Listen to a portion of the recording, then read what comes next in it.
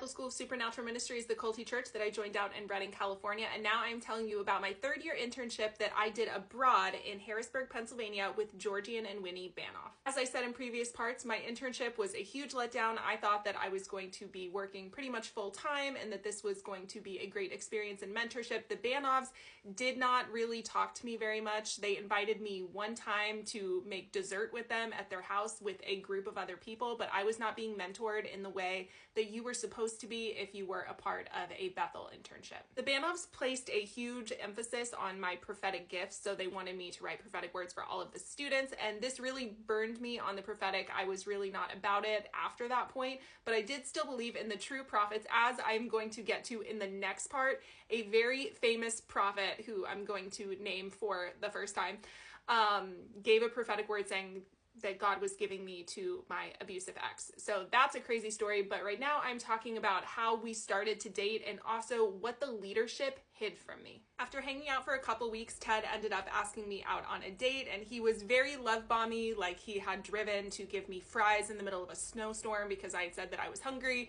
and he was making a huge effort to let me know that he was very interested in me. So he ended up asking me out on a date, and we went to a very, very fancy restaurant. He got me a Chronicles of Narnia book, and if you remember my secret place with God, it was the lamppost Chronicles of Narnia. So all of this feels like it's God. God is making this entire love story happen in my mind. During our first date, I ended up telling him how much I valued vulnerability, because if you remember, my first year revival group pastor at Bethel, she had a huge emphasis on vulnerability.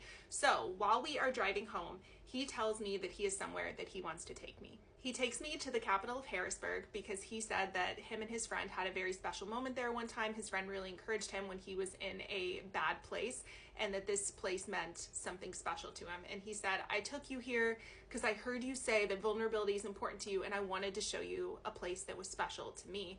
And this is me like bearing my soul to you. So we end up kissing at the capital of Harrisburg on our first date, and after that he tells me he is in love with me. Obviously, as a 30-year-old woman now, I'm like, red flags, like love bombing, okay? But at the time, I was just wanting somebody to be sure about me, because if you remember, I was in my situationship for probably about over 2 years with Will from Bethel.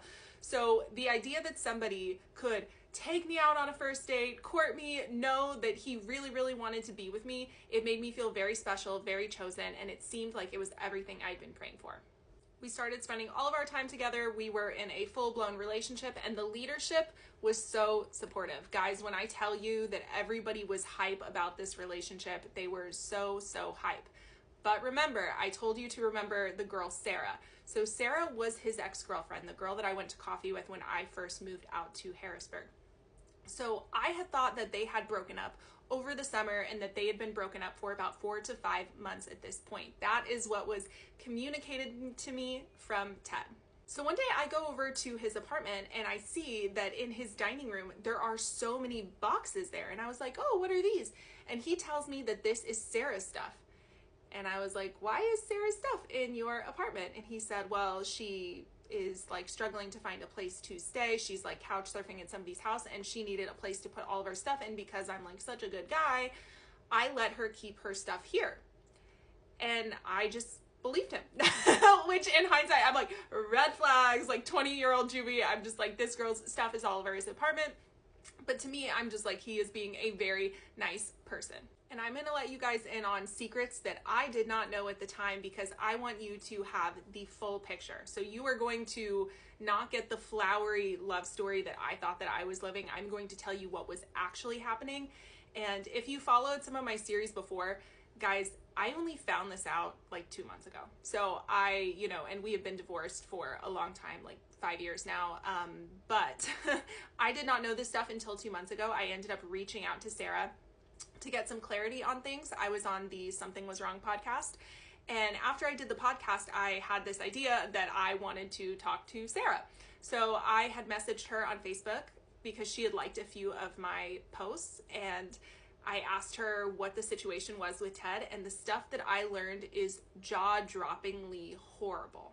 And I think it's important to tell you guys this because I want to emphasize how toxic this church environment, this culty environment is, and how much the leadership failed both of us. Ted had always told me that Sarah was absolutely insane, which another red flag now that I've read books on domestic violence, but he had told me that she was absolutely crazy and not a very nice person, and that one time she had said that he was a coward who would never amount to anything. And when he had told me that, I thought, wow, she is the worst. She's so horrible. Yeah, that is just kind of what I had thought at the time. Now, after educating myself, I have always kind of wondered, I wonder what Sarah's story is now that I know the truth about Ted. So after I did the podcast, I ended up reaching out to Sarah, and here is what she told me. Sarah told me that not only did they not break up 4 to 5 months before we got together, they were actually still together in December, hence why all of her stuff was still at his house. And not only that, she thinks that maybe we were dating him at the same time. This is getting too long, so you are going to have to follow for the next part.